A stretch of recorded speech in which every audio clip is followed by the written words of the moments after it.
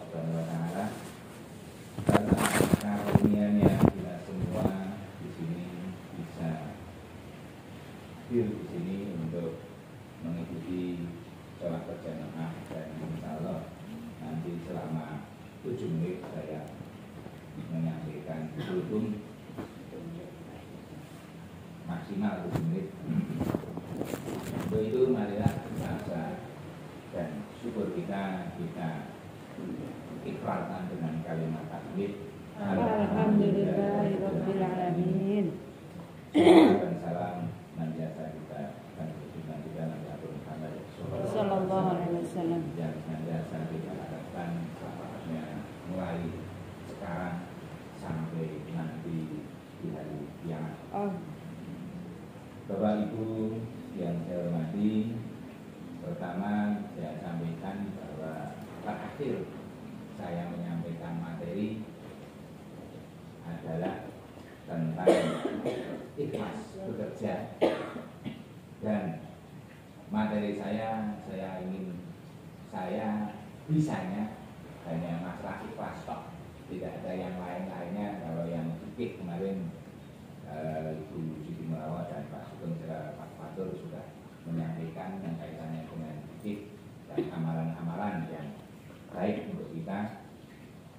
Tapi saya fokus pada masalah ikhlas saja dari sedikit materinya. Kalau terakhir saya sampaikan bahwa pada untuk pertemuan kapan saya sudah lupa waktunya, tapi saya catat bahwa semua perbuatan maksiat meskipun baik akan tertolak. Jadi ini awal keikhlasan kita, bahwa apabila perbuatan itu maksiat, maka walaupun baik itu akan tertolak, tidak ada pahalanya. Misalnya kita membantu orang mencuri, membantu orang menipu, membelikan minuman keras untuk teman-teman kita, termasuk mungkin juga membelikan rokok kepada teman-teman kita, ini juga termasuk dalam perbuatan yang sia-sia atau tidak, atau yang tertolak atau tidak akan ada pahalanya. Kemudian yang kedua, amal tanpa ikhlas bagaikan kepala tanpa isi, raga tanpa nyawa, pohon tanpa buah, awan tanpa hujan, anak tanpa garis keturunan, dan benih tanpa tumbuh. Ini menurut Syekh Ali Tholib Al-Mahdi mengatakan seperti itu. Jadi kalau tadi perbuatan maksiat meskipun baik itu tidak ada pahalanya, bahkan mungkin malah menambah dosa. Tetapi amal kebaikan kita kalau tidak diikuti dengan ikhlas juga ibarat seperti itu, ibarat benih tapi tidak pernah tumbuh. Maknanya adalah bahwa benih tanpa tumbuh berarti ya wis sudah selesai sampai di situ saja. Tapi kalau benih, harapannya tentu berharap benih itu akan tumbuh, berkembang menjadi banyak, dan menjadi banyak. Mengapa saya memilih masalah ikhlas? Ini misalnya dalam surat Al-Furqan ayat 23 disampaikan, dan kami hadapi segala amal yang mereka kerjakan, lalu kami jadikan amal itu bagaikan debu yang berterbangan. Bahwa amal yang tidak dengan ikhlas itu ibarat debu yang berterbangan. Debu yang berterbangan itu kan, kalau saya beranggapan bahwa apapun kehendak Allah itu pasti ada manfaatnya. Allah menerbangkan debu pasti ada manfaatnya. Namun demikian, secara umum debu yang berterbangan itu kan tidak ada manfaatnya untuk kita. Secara umum orang mungkin menganggap seperti itu, meskipun Allah pasti punya kehendak lain, bahwa Dia menerbangkan debu itu pasti ada manfaatnya. Artinya apa? Bahwa amal kebaikan yang kita lakukan, pekerjaan yang kita kerjakan, itu kalau tidak diikuti dengan ikhlas, hanya mengharap ridho Allah Subhanahu wa taala, itu ibarat debu yang berterbangan, merono-merono tidak jauh arahnya. Nah, selanjutnya ini mengawali apa yang saya sampaikan pertemuan pertemuan di yang terakhir dulu.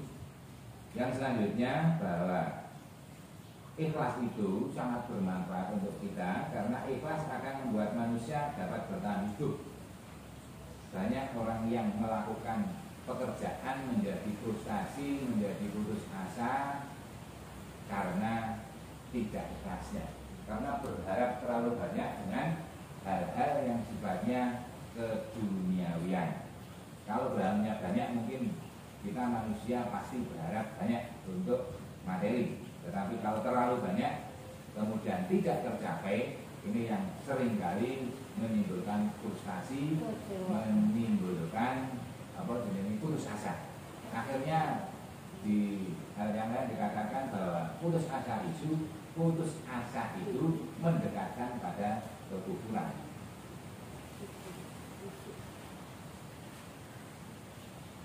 Nah, dengan ikhlas ini maka kita akan mampu menghadapi ujian hidup dan mencegah penyimpangan. Jadi karena kita melakukan pekerjaan itu dengan ikhlas, akhirnya kita tidak terlalu berharap dengan hal-hal lain yang akan hanya menyenangkan kita sendiri. Karena biasanya penyimpangan itu diawali dari hal-hal yang seperti itu. Karena untuk penyimpangan itu biasanya terjadi karena untuk memenuhi kebutuhan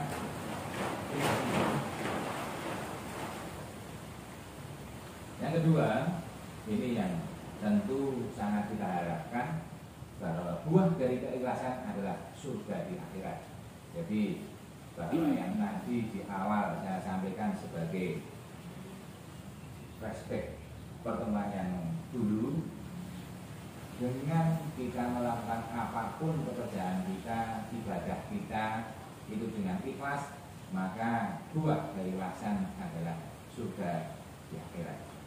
Nah, ini yang penting saya sampaikan, yang perlu saya sampaikan pada siang hari ini. Memang dulu di awal saya mengawali dengan Bismillahirrahmanirrahim, bahwa ibunya Al-Quran adalah Al-Fatihah, dan di Al-Fatihah itu ada Bismillah, dan dalam Bismillah itu ada bak, dan bak itu hanyalah sebuah, diawali dari sebuah titik, dan segala sesuatu yang tertulis di dalam di dunia ini itu merupakan rangkaian dari titik dan seterusnya.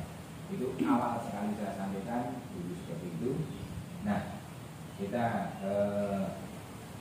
lebih lanjut mungkin pada hal-hal yang bisa kita lakukan selama kita berhidup, berorganisasi di sekolah ini. Semoga dengan keikhlasan kita semua, keikhlasan kita masing-masing, sekolah kita SMP Negeri 16 ini semakin lebih baik, semakin lebih baik lagi. Terutama juga bagi kita semua, komunikasi, kemudian interaksi antar guru, karyawan, dan masyarakat di sekitar SMP Negeri 16 ini lebih terjalin dengan lebih baik lagi. Amin.